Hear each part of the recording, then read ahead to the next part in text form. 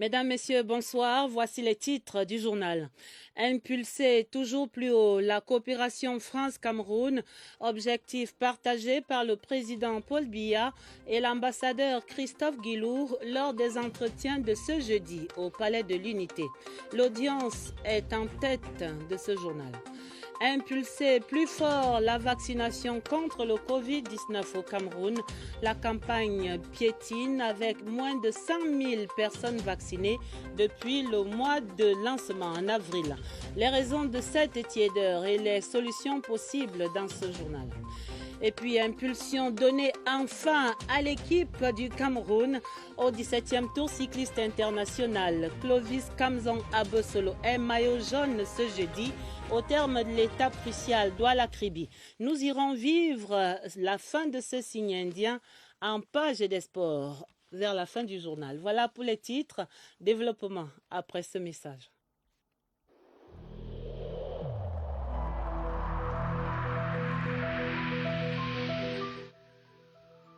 J'ai personnellement constaté que la plupart de nos concitoyens ne respectent plus les mesures de protection édictées par le gouvernement.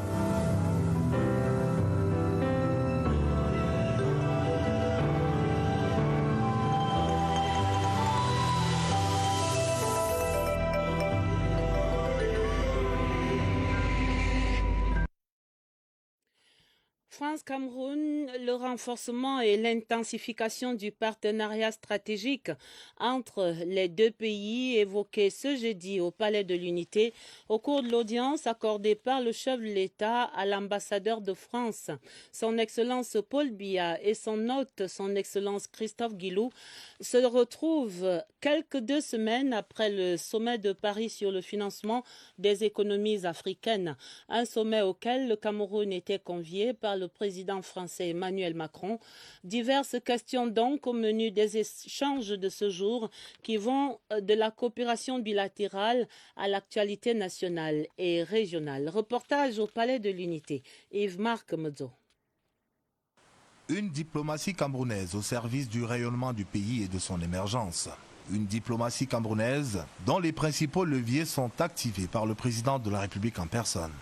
C'est le sens à donner à l'intense activité diplomatique observée ces dernières semaines au palais présidentiel. 3 mois et demi se sont écoulés depuis le dernier passage de son Excellence Christophe Guillour au palais de l'Unité. Et après leur dernière rencontre en date du 22 février 2021, l'ambassadeur de la République française en République du Cameroun est de retour au palais présidentiel pour une nouvelle audience avec le chef de l'État. Son Excellence, Monsieur Christophe Guillour, ambassadeur de France au Cameroun. Monsieur le Président. Les entretiens de ce 3 juin 2021 entre le président Biya et le diplomate français vont s'étaler sur près d'1h30. 1h30 à évoquer les questions de politique intérieure et d'ordre bilatéral. 1h30 à solliciter l'ingénierie diplomatique du président camerounais sur divers sujets d'intérêt régional. Nous avons passé en revue la situation internationale, les dernières initiatives prises par le président Emmanuel Macron en faveur du développement des économies africaines, dont celle du Cameroun. Il a réuni un sommet il y a quelques jours et je suis venu lui présenter les grandes conclusions, même si le pays était représenté par son ministre des Finances, M. Motazé. Nous avons également évoqué la situation régionale. Et puis enfin nous avons parlé de la situation ici au Cameroun et les relations d'amitié, la coopération ancienne et profonde entre nos deux pays, la France et le Cameroun. Quoi de plus normal que l'hôte du président Biya en sorte, comme à l'accoutumée, satisfait de ses entretiens avec le numéro 1 camerounais. Je suis toujours très content des échanges de vues et des analyses que nous partageons avec le président de la République, M. Biya. C'est donc naturellement habité par le sentiment d'avoir permis à la France et au Cameroun de franchir un pas supplémentaire dans la relation confiante qui existe entre les deux pays que le diplomate français va quitter le palais de l'Unité. À présent, le point de la campagne nationale de vaccination en cours contre le Covid-19 à travers les 10 régions. L'opération lancée le 12 avril affiche, on va dire, seulement 63 000 personnes vaccinées au compteur de ce 3 juin 2021, très loin en deçà des 800 000 personnes projetées pour cette première phase. Un gap abyssal donc de plus de 700 000 vaccins en attente de candidats. Pourquoi la vaccination anti-Covid-19 ne décolle-t-elle pas? Tentative de réponse, c'est dans cette enquête de Martine Noël Ndengue. La vaccination contre le Covid-19 gagne peu à peu le corps social camerounais, même si c'est à dose mesurée. Nous espérions vacciner pour cette première phase de vaccination environ 800 000 personnes et actuellement nous sommes seulement à 63 000 personnes. Les cibles potentielles traînent le pas pour des raisons diverses, mais rien n'est encore perdu. On ne peut même pas me faire vacciner parce que tu ne sais pas ce qu'on va t'injecter. Je suis même prêt à me faire vacciner. Là où il est disponible, je ne sais même pas déjà, je ne suis pas au courant. Le renforcement de la communication autour de cette campagne de vaccination est plus que nécessaire et le Cameroun a des partenaires de poids. Le Cameroun bénéficie également des orientations d'ordre stratégique qui viennent de notre siège au niveau du bureau régional de Brazzaville, mais également du siège à Genève. Et par exemple, aujourd'hui, il est question de faire le plaidoyer d'obtenir 20 millions de doses dans les 6 semaines qui viennent dans la région africaine pour permettre aux personnes qui ont reçu la première dose de vaccin d'obtenir la deuxième. La pandémie est loin d'être vaincue. Malgré la stabilité observée, le danger Covid-19 rôde toujours. Et il faut dire que même l'ouverture de la sélection, ouverte donc et engagée au-delà même des professionnels de la santé publique jusqu'aux personnes vulnérables et celles âgées de plus de 18 ans, ces encouragements n'ont guère réussi à impulser cette campagne contre le coronavirus. Il faudrait peut-être donc associer des outils de marketing et de communication sociale à cette opération. Ce sont là des idées émises par des experts rencontrés ce jeudi à Yaoundé par notre reporter Oswald Medon. Leur diagnostic est sans équivoque. De l'avis des experts en communication et en marketing, les chiffres de la vaccination contre le Covid-19 qui ne décollent pas au Cameroun sont l'œuvre d'agents pathogènes clairement identifiés.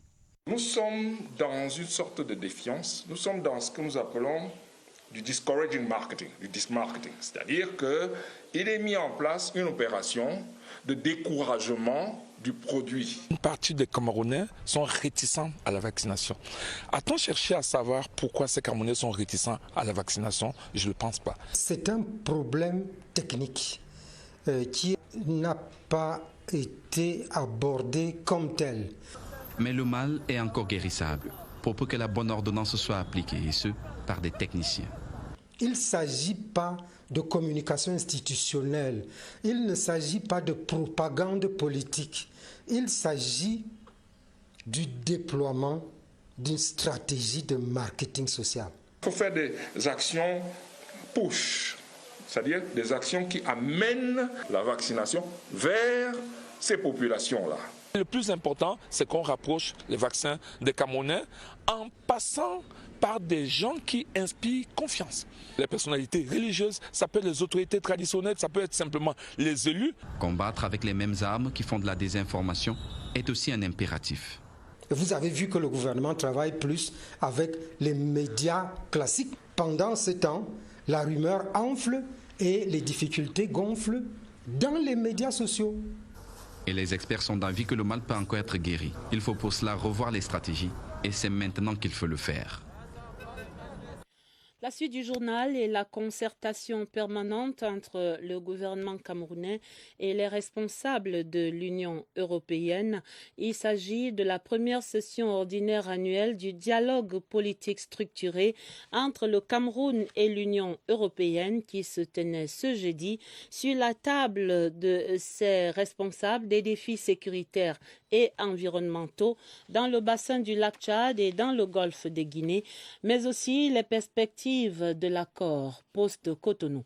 Séverin Alégambélé fait le point de ses travaux. Entre la première session ordinaire du dialogue politique structuré, tenue ce jeudi, et la session spéciale du 26 janvier consacrée à l'initiative du G20 Pour la réduction de la dette, les axes prioritaires de l'initiative Team Europe, bien de l'eau a coulé sous les ponts. En Afrique centrale, dans le golfe de Guinée, les données ont changé au plan politique. On assiste à l'exacerbation de l'extrémisme violent en parole et par action. Je voudrais simplement souligner l'importance du rôle de la société civile dans la consolidation de l'état de droit et de la protection des droits humains.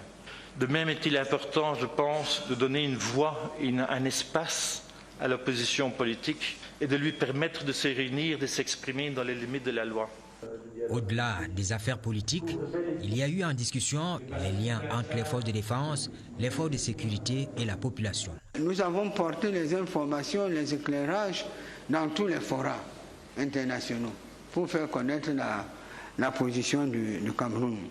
Nous demandons toujours aux uns et aux autres de comprendre la spécificité de la politique camerounaise dans ce domaine qui est une politique bien claire et assez régalienne et même une armée bien formée. Le dialogue politique structuré entre le Cameroun et l'Union européenne donne lieu à un échange d'informations globales équilibré et approfondi, débouchant parfois sur des engagements mutuels. Et voici de l'eau bien nécessaire apportée au processus de décentralisation en cours. Le chef de l'État, on se souvient, avait décidé d'atténuer le choc du Covid-19 dans 374 communes et communautés urbaines. Son Excellence Paul Biya instruit ainsi l'allègement de la dette sociale de ces collectivités territoriales décentralisées avec des facilités de paiement qui vont jusqu'à 80% pour les régions du nord-ouest et du sud-ouest déclarées zones économiquement sinistrées. Le facilitateur de cette opération est désormais connu. Ce sera la Caisse nationale de prévoyance sociale, la CNPS, qui signait ce jeudi une convention à ce sujet-là avec l'Association des communes et villes du Cameroun pour un montant global de l'allègement de 7 milliards et 435 millions de francs CFA. Augustin Guizana. Au jour le jour, le statut spécial des régions du Nord-Ouest et du Sud-Ouest se confirme. Déclarées en 2019, zone économiquement sinistrée du fait de la crise sociopolitique, ces régions ont vu leur situation s'aggraver avec l'avènement du Covid-19. La pandémie qui a grippé les collectivités territoriales décentralisées sur l'étendue du territoire. Il y a un problème surtout de gestion de l'assiette financière des communes dans le cadre de l'exécution de leurs missions. Dans les détails, les communes et communautés urbaines vont bénéficier de l'échelonnement de la dette sociale avec des facilités de paiement, soit 50,53%. Pour 2020, pour donner une indication, nous en avons annulé pour à peu près 9 milliards. Et c'est une dette globale de 7,450 milliards de francs CFA environ, échelonnée en moratoire. Nous également, une fois rentrés, nous allons sensibiliser les maires autour de notre association pour que cette sensibilisation soit répandue sur l'ensemble de la région de l'extrême nord. Pour le président de l'Association des communes et villes unies du Cameroun, la signature de la convention entre la Caisse nationale des prévoyances sociales et l'Association des communes et villes unies du Cameroun met en mouvement une synergie d'action et suscite l'espoir d'un développement serein des collectivités territoriales décentralisées. La fin ce jeudi du séminaire de 3 jours sur les nouvelles stratégies d'entretien des routes en terre au Cameroun. La session de formation organisée par le ministère des Travaux publics vise la réduction des coûts et la qualité même de ces travaux. Rodrigue Bertrand-Tueno décrit ici ce qui va donc changer sur nos routes en terre. La nouvelle stratégie d'entretien durable des routes en terre recherche la prorogation de leur durée de vie après un entretien à prix bas. Pour cela, 3 axes d'intervention ont été arrêtés. L'amélioration de la portance du matériau meuble qui constitue la couche de roulement de ces routes par une stabilisation. Ici, des solutions adaptées à chaque environnement climatique et géotechnique ont été envisagées avec un accent sur l'utilisation des matériaux locaux et de produits innovants pour leur stabilisation. Deuxième axe d'intervention, La limitation du trafic par la maîtrise et le contrôle des conditions de circulation des poids lourds. La bonne gestion des barrières de pluie sera indispensable. Dernier axe d'intervention, la maîtrise et une limitation de l'influence des conditions climatiques. Ici, l'accent sera mis sur l'assainissement et le drainage pour empêcher l'eau, principal ennemi de la route, de sévir. Tous ces éléments seront contenus dans un guide. La mise en œuvre de cette stratégie permettra la traficabilité en toute saison des 113 716 km de route en terre du Cameroun avec une vitesse de référence de 60 km/h. Le dossier des régions ce jeudi prend ses quartiers dans le Septentrion avec sur le banc des accusés la contrebande et la contrefaçon, de véritables gangrènes pour les économies locales et nationales. Le phénomène fait perdre maintenant plusieurs milliards annuellement à l'État. Direction la région du Nord pour une photographie exacte de ce fléau et de ses graves conséquences. C'est dans cette enquête que signe Luc Periwanji à Garoua. C'est à bord des voitures banalisées comme celle-ci que des tonnes de marchandises, parfois de qualité douteuse, rentrent chaque jour et par des voies dérobées avant d'inonder les marchés de la région du Nord. Et dès qu'on saisit ce véhicule, le contrebandier abandonne carrément le véhicule à la douane. La contrebande, véritable vermine, pas un seul secteur de l'économie n'est épargné. Vous rentrez dans l'activité comme la téléphonie mobile, le secteur de l'habillement, des assiettes même. Tout ça, il y a de la contrebande. Si l'on en croit les chiffres de la délégation régionale du commerce et ceux de la douane camerounaise, plus de la moitié des marchandises vendues dans le Nord, au moins 80% de produits agroalimentaires, seraient issus de la contrebande. Par jour, c'est plus de 80 stallettes qui entrent dans la ville. La volume de contrebande qui dépasse ce qui passe sur la route légale, vous voyez que beaucoup de choses entrent. Ici, au poste de douane de Gashiga, sur la route qui mène à la frontière avec le Nigeria, les pertes que génère cette activité illicite sont absolument colossales. Elles s'évaluent en milliards. Ce bureau qui fait disons, presque 2 milliards par an, pouvait faire plus de 5 milliards. Avec souvent des complicités connues et reconnues dans la chaîne de surveillance des frontières, la contrebande a pris de l'ampleur et fragilise chaque jour un peu plus le tissu industriel local et plus globalement l'économie nationale. Précisons tout de même à votre suite, Luc Perry, que cette lutte contre la contrebande et la contrefaçon dans la capitale régionale du Nord est heureusement au cœur même des préoccupations des pouvoirs publics là-bas. Des actions sont menées quotidiennement sur le terrain et des actions qui mobilisent différentes administrations avec à la clé des résultats et des efforts qui s'intensifient également pour protéger la santé des populations et préserver ce tissu industriel et économique. Claver Pascal Ndanga décrit ces efforts en cours. Le renforcement du dispositif de contrôle et de surveillance dans les frontières de la région du Nord permet de traquer les contrebandiers. L'alerte est maximale et nous avons des résultats. C'est grâce donc à l'engagement de nos agents, grâce aussi à l'apport très déterminant de la mission spéciale Alcomi Zone 3. Face à un combat qui semble rude, plusieurs administrations sont mobilisées. Dans nos différentes missions, surtout avec la poursuite de l'opération Adano, il y a un accent particulier qui est mis sur la lutte contre ce phénomène, le trafic des produits de contrebande. Les opérations coup de poing sont régulièrement organisées par la délégation régionale du commerce pour le Nord, question de démanteler les réseaux de contrefaçon. Ce que nous faisons d'habitude, c'est d'effectuer des contrôles et quand ces produits sont rencontrés, n'est-ce pas, les auteurs de cette importation sont sanctionnés conformément aux lois et règlements de la République. De nombreuses actions et initiatives menées sur le terrain pour tordre le cou à ces phénomènes qui fragilisent le tissu économique régional et mettent en danger la santé des populations. Tapis rouge ce jeudi à un représentant de l'autorité traditionnelle à l'immeuble Étoile. Le Premier ministre chef du gouvernement, Joseph John Ngouté, a reçu en audience le lamido de Ngaoundéré, Mohamedou Hayatou Issa. Au centre de ces échanges, le relèvement du plateau technique sanitaire dans la région de la Damawa, entre autres sujets. Le compte-rendu de cette audience, Laurentine Bokono. L'une et l'autre personnalité appartiennent à l'institution traditionnelle. Mais au-delà, le dialogue reste permanent entre le gouvernement de la République et l'institution traditionnelle dans le fonctionnement des institutions du Cameroun. Selon certaines indiscrétions, des dossiers d'importance tenaient à cœur le lamido de Ngaoundéré, Sa Majesté El Hadj Mohamedou Hayatou Issa.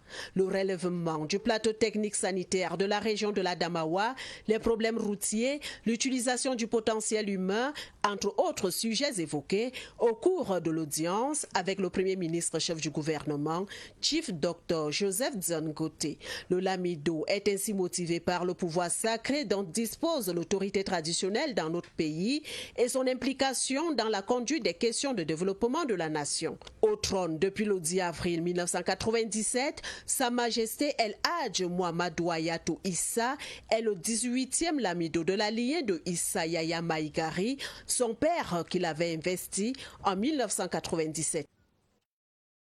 Bientôt 50 ans pour le Centre national de réhabilitation des personnes handicapées Paul-Émile Léger. Ici à Yaoundé, les préparatifs de la célébration qui se déroule du 14 au 19 juin étaient lancés ce jeudi au cours d'une conférence de presse donnée par le directeur général de cette institution. Le docteur Alexandre Manga explique ici le sens de cet événement. C'est dans une interview avec Marlise et Noam Barga à Omo. À l'occasion de la Journée internationale des personnes handicapées, dont le thème a déjà été retenu, que tous les handicaps ne sont pas visibles. C'est un lancement, ça ira jusqu'au 3 décembre, cette campagne-là. Et nous avons des émissions à enregistrer, à proposer à travers les médias, des témoignages des staffs pour sensibiliser concernant la prévention de la survenue du handicap.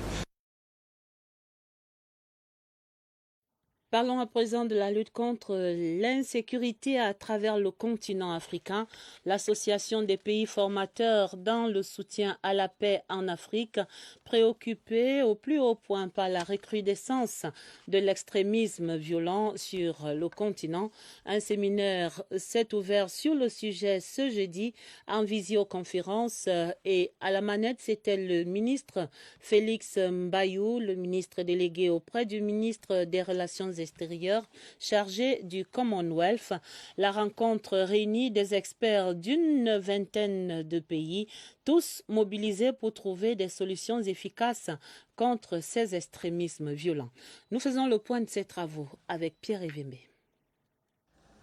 L'ABSA, l'association des pays formateurs dans le secteur du soutien à la paix en Afrique, a su adapter ses activités au contexte de crise sanitaire. Et c'est avec le même zèle d'apporter des solutions concrètes aux problèmes qui minent la paix en Afrique que le commissaire divisionnaire Cécile Oyono Tom a rassemblé la vingtaine de pays membres en visioconférence pour s'attaquer à ce phénomène qui bat de l'aile dans les autres continents et qui pourtant fait florès en Afrique. Cette problématique est très prenante, c'est une problématique de l'heure et il n'était pas question pour nous de ne pas parler de la recrudescence de l'extrémisme violent uniquement parce que nous avons le Covid. La cérémonie d'ouverture présidée par Félix Mbayou, ministre délégué au MINREX chargé du Commonwealth, en présence du général de brigade André Patrice Bitotet, directeur général de l'EIFORCE, vise à donner des résolutions claires et pratiques au gouvernement. Pour le Cameroun, notre souhait, c'est qu'à la fin de ce séminaire, ils vont nous faire des propositions sur la manière de gérer ce problème que le gouvernement prend à bras le cœur. La paix tous azimuts en Afrique par le biais de la formation, voilà la pierre angulaire du Cameroun qui abrite le secrétariat exécutif de la dite association.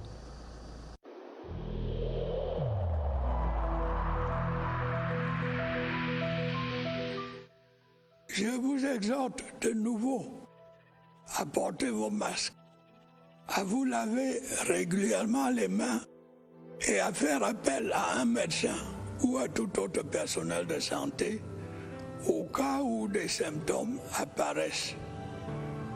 C'est le seul moyen de préserver les vies et de freiner la propagation du virus.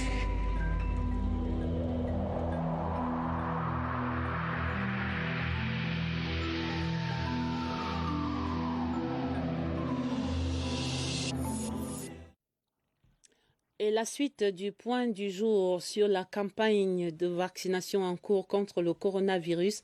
Nous allons prendre des nouvelles de cette campagne comme elle va à l'hôpital de district de Kribi. On nous annonce que là-bas, on compte plus de 500 vaccins inoculés aux populations et 24 seulement au personnel médical. Le point de ces évolutions, c'est avec Évariste Yenga et son invité en marge du Tour cycliste international du Cameroun à l'étape de Kribi. Bravo Évariste pour ce tour que vous mettez à profit doublement. Bonsoir à votre invité aussi.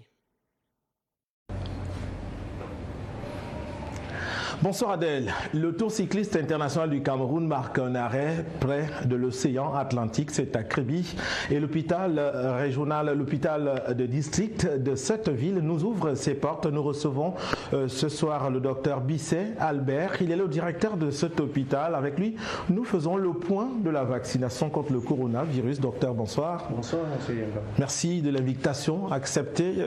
Kribi n'a pas été répertorié comme une aire de santé où le coronavirus a eu fort impact seulement. Il y a quand même eu la présence du virus. Maintenant, on parle de vaccination. Où en est-on ces jours-ci? Alors, merci M. Yenga. Il faut d'abord noter que le lancement de la vaccination anti-Covid a été fait ici, à l'hôpital de district de Kribi, le 16 avril 2021, par le préfet de l'océan. Alors, actuellement, la vaccination se passe normalement. Et au départ, elle était vraiment importante. C'est vrai que la courbe a un peu baissé 2 semaines après. Mais je pense qu'on est un peu stable et ça se passe normalement. Est-ce qu'on peut avoir une idée du nombre de personnels de santé vaccinés ou des personnes des communautés, d'autres citoyens? Oui, à ce jour, nous avons 306 personnes de communauté qui ont pris la première dose. Et sur les 306, 201 personnes ont pris la deuxième dose. Pour le personnel de santé, nous avons 24 personnels de santé qui ont pris la première dose et sur les 24, 16 seulement ont pris la deuxième dose. D'accord. Merci à vous, docteur Albert Bisset, d'avoir répondu à nos questions. Plus de 500 personnes vaccinées déjà, personnes des communautés, première et deuxième dose confondues. Et pour le personnel médical, c'est moins d'une centaine quand même. On peut conclure tous ensemble que la vaccination, elle est d'un grand intérêt pour les citoyens de Kribi. À vous le plateau. Et encore bravo. Les réfugiés camerounaises du camp d'Agoja, c'est dans l'état du Cross River au Nigeria, viennent de bénéficier des enseignements et des kits pour une hygiène corporelle appropriée. L'initiative est de l'association dénommée International Menstrual Hygiene Coalition en collaboration avec le ministère camerounais de la promotion de la femme et de la famille. Michel Renaud-Hanja pour d'autres précisions. Donner des outils aux chercheurs dans le montage des projets est d'une grande importance. Cas pratique, ce séminaire, organisé par l'Union européenne au ministère de la Recherche scientifique et de l'Innovation. Les formateurs ont mis particulièrement un accent sur comment enregistrer et maintenir la page de nos différents instituts sur la plateforme de l'Union européenne, de manière à pouvoir avoir une structure beaucoup plus compétitive. Au cours des échanges avec les chercheurs, le docteur Madeleine Chuente, chef de ce département ministériel, a salué pour l'occasion le projet de recrutement de 150 chercheurs, opération pilotée conjointement par le ministère de la fonction publique et celui de la recherche scientifique. Ça fait presque 5 ans que le chef de l'État nous a donné l'autorisation de recruter 1000 chercheurs. Et je profite de cette occasion pour lui dire un très grand merci, parce que comme vous pouvez le constater, des jeunes Camerounais sont de plus en plus intéressés par la recherche. Le docteur Madeleine Chuente a pour l'occasion effectué une visite au sein de la commission de collecte des dossiers de candidature avec comme date limite de dépôt le 18 juin prochain. C'était bien Michel Renaud-Ohanja, mais sur cet atelier de 6 jours qui s'adresse aux chercheurs porteurs des projets financés par l'Union européenne et à travers le ministère camerounais de la recherche scientifique et de l'innovation. Nous allons donc retrouver maintenant ce récit sur le don de kits d'entretien corporel et d'hygiène corporelle offerts aux réfugiés camerounaises du camp d'Agoja au Nigeria, qui viennent donc de bénéficier également des enseignements de cette ONG dénommée International Menstrual Hygiene Corporation. C'est avec Michel Renaud-Ohanja et le bon reportage. Des déplacés d'Agoja dans l'état de Cross River au Nigeria abritent de nombreuses femmes déplacées d'origine camerounaise. L'hygiène menstruelle et le suivi de la santé reproductive chez ces femmes est un véritable problème de santé. Grâce à un partenariat entre le ministère de la Promotion de la Femme et de la Famille et l'association dénommée International Menstrual Hygiene Coalition, mise sur pied par Wolisane Mokwe, ces femmes déplacées ont reçu des kits pour une hygiène appropriée. Cette action conjointe s'inscrit dans la promotion des droits des personnes déplacées tout en leur permettant de gérer leur période menstruelle dans l'intimité, la sécurité et dans la dignité. Les arts et la culture au service du développement au Cameroun, le sujet est passé au crible de la représentation nationale, une session de 2 jours d'échange organisée entre la Commission des affaires culturelles, sociales et familiales de l'Assemblée nationale et des organes dirigeants au ministère des Arts et de la Culture. Rencontre ouverte ce jeudi au Musée national. L'objectif de la rencontre est précisé par le ministre Bidong Pat lui-même dans ce reportage que signe Serge Atangana-Bissot. Dans les jardins et allées du musée, l'éventail des aptitudes et compétences du ministère. Et dans la salle des pas perdus, le constat d'une tragédie, dégâts collatéraux Covid-19. Annulation d'événements culturels, de suspension de contrats professionnels, les fermetures provisoires des salles de spectacle et la pandémie perdue. Décor planté pour cette inspection parlementaire, une activité statutaire avec le vote des lois. Les arts et la culture de par le monde, c'est 50% des métiers émergents. Réalité renforcée par le drame Covid-19. Ici aussi, quelques idées à présenter durant les 2 prochains jours. L'amélioration de la compétitivité des entreprises culturelles et de leurs produits de développement de l'innovation dans les chaînes de valeur de filières. Le développement des nouveaux marchés sont les interpellations constantes. Les arts et la culture ne sont plus des œuvres sociales, mais désormais des biens et services. Les nouvelles missions se résument en 2 chiffres. Viabiliser 70 sites touristiques et attirer 3,5 millions de touristes, au moins d'ici 2030. On est avec ceux qui votent les crédits pour 2 jours. Il est permis de rêver, voir le budget dépasser la barre des 4 milliards l'an. Infranchissable depuis 8 ans. Le salon du mobilier Made in Cameroun, lui, se prépare et il sera sponsorisé par la Grande-Bretagne. L'événement met en valeur les produits fabriqués à partir des bois d'origine légale et il aura lieu du 29 juin au 6 juillet à Yaoundé. Le commissaire de Grande-Bretagne au Cameroun est allé donner les assurances du soutien de son pays ce jeudi au ministre des Petites et Moyennes Entreprises. Sur ce sujet et sur d'autres encore, je vous propose d'entendre le haut-commissaire, son Excellence Christian Denis McClure. C'est dans cet extrait sélectionné par Étienne Pascal Azeg. Nous avons discuté l'importance de la protection de l'environnement et l'équilibre avec le développement durable. Ces discussions, c'est dans le contexte de la COP26 que le Royaume-Uni organise cette année, en novembre, à Glasgow, pour l'avancement de la protection de la biodiversité et l'avancement de la lutte contre le changement climatique dans le niveau mondial. Le Gabon sollicite les investisseurs camerounais. C'est dans le cadre du plan d'accélération et de transformation de son économie. C'est un emprunt obligataire qui est ainsi lancé. Le ministre de l'économie et de la relance au Gabon était à Douala hier 2 juin pour saluer l'engagement des investisseurs camerounais lors des précédents emprunts, mais aussi pour inciter d'autres acteurs économiques à investir dans la relance de l'activité économique dans son pays. Alvin Baonganzie est à Douala. Il s'agit de l'emprunt EOG 6% net 2021-2026. C'est le 6e emprunt obligataire lancé par l'État gabonais et dont le montant à recouvrir s'élève à 175 milliards de francs CFA. Les fonds levés devront servir à soutenir différents volets de l'effort de relance économique post-Covid. Des emprunts dans le cadre du domaine des infrastructures, les infrastructures sanitaires, parce qu'aujourd'hui, ce sont ces infrastructures qui doivent être aux normes pour pouvoir lutter contre la Covid, premièrement. C'est également les infrastructures ferroviaires, secteur moteur, que sont les mines et autres, doivent être accompagnées par la mise aux normes de nos secteurs de transport.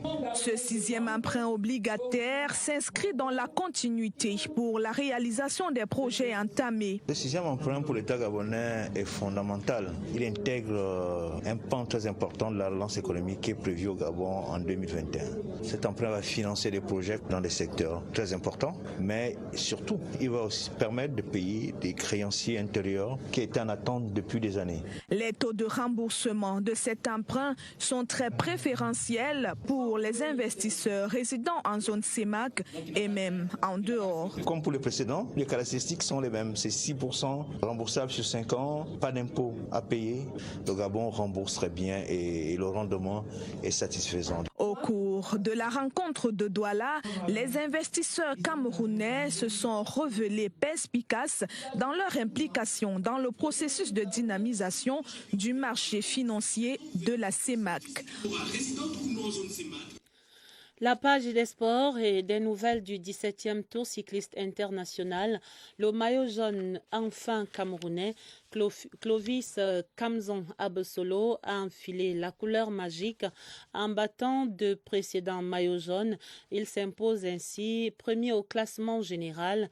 La 7e étape, la plus longue, Douala-Akribi, a cependant été remportée par un Hollandais. Nous retrouvons sur la route du Tour Évariste Yenga. De Kribi se fait entendre l'hymne national du Cameroun. Clovis Kamzon Abesolo a décroché le maillot jaune. Il est désormais premier au classement général avec 12 secondes d'avance. Très satisfait parce que déjà aujourd'hui il fallait tenter le tout pour aller chercher ce maillot. J'avais 2 secondes, aujourd'hui je suis à 12.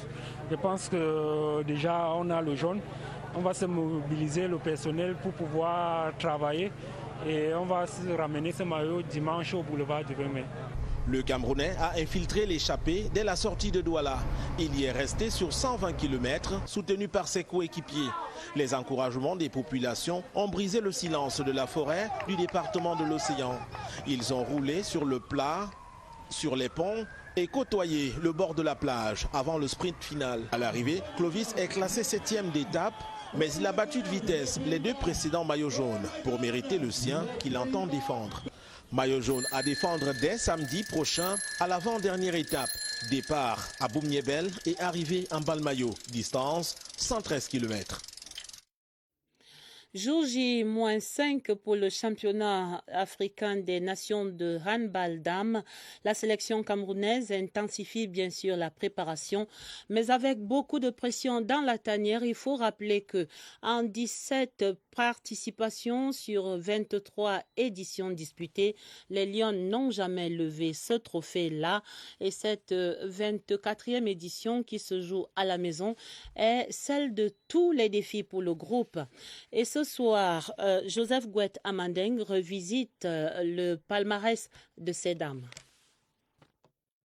À 3 reprises, les Lions de handball sont passés à côté de la première marche du podium. La toute première fois lors de la 3e édition au Congo en 1979, à la 7e édition au Maroc en 1987 et en Égypte en 2004. Il va falloir cravacher dur dans cette 24e édition à la maison pour inscrire en lettres d'or le nom de la sélection camerounaise dans le livre des vainqueurs du championnat d'Afrique des nations de handball dames. Plusieurs accessites à son actif en 17 participations. Des classements peu reluisants qui ravalent l'équipe nationale de handball dames du Cameroun au rang de outsider moyen de la compétition. La préparation faite depuis plusieurs semaines déjà au Palais polyvalent des sports de Yaoundé devrait apporter toutes les solutions pour une bonne performance. Et pour arpenter la piste du succès final, il faudra d'abord donner le signal fort en remportant de la plus belle des manières la sélection kenyane en match d'ouverture le 8 juin prochain. En 23 éditions déjà disputées, la CAN de handball dames n'a eu que 4 vainqueurs jusqu'en 2018. Le tenant du titre, l'Angola, règne en maître avec 13 trophées déjà remportés. Il est à la tête d'un quatuor complété par le Congo, la Tunisie et le Nigeria. Encore quelques jours pour voir les Lions se lancer à la conquête de leur premier sacre continental. Et voilà qui met un terme à ce 20h30. On retient essentiellement cette audience du chef de l'État, son Excellence Paul Biya, à l'ambassadeur de France, son Excellence Christophe Guido. C'était ce jeudi. Le journal était préparé avec la collaboration de Irène Janafouda et de Augusta Ngononga. Vous aurez un autre journal à minuit. Vous serez en compagnie de Sadou Mamoudou et de Elvis Teke. Retrouvez sur cette antenne dans l'immédiat le magazine La décentralisation en marche au Cameroun pour les éditions du 20h30 du week-end. Dès demain vendredi, vous serez en compagnie de Atta Badine Omar. Je vous souhaite d'avance un excellent week-end. Très belle soirée sur toutes nos antennes et à lundi, 20h30.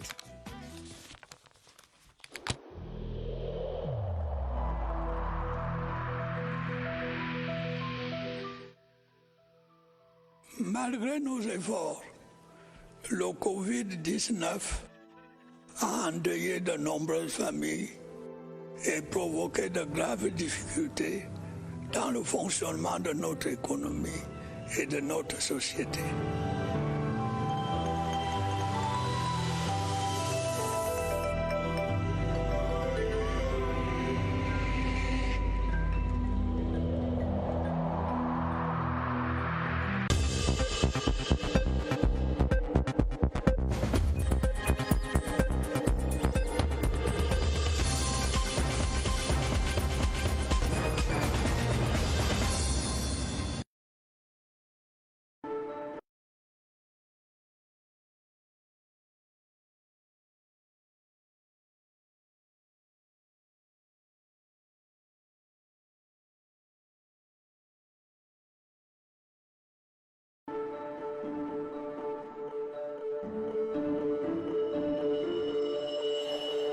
Bonjour mon frère, comment tu vas? Tu sais que tu as ma personne. Je t'offre 2 au prix d'1. Tu me gâtes là. Ma femme m'a demandé une pastèque à la maison. Waouh, 2 pastèques à ça. Vraiment? Chérie, tu es content de cette année. Doublement heureux. 1 c'est bien, le double c'est bêta. Renouvelez votre forfait au dièse 111 étoile 0 dièse avant son expiration et recevez le double. Orange. Vous vous demandez tous quel est le secret de la vie. Le secret, c'est de n'en garder aucun. Il suffit de partager. Partagez vos passions. Partagez tout votre savoir. Avec vos nouvelles rencontres. Avec ceux que vous aimez le plus. Transmettez ce qui a changé votre vie. Montrez à tout le monde qu'à travers la persévérance, la bienveillance et l'amour des choses bien faites, nous serons tous heureux et comblés. Parce que le secret de la vie est qu'il n'y a nul bonheur sans la transmission des valeurs.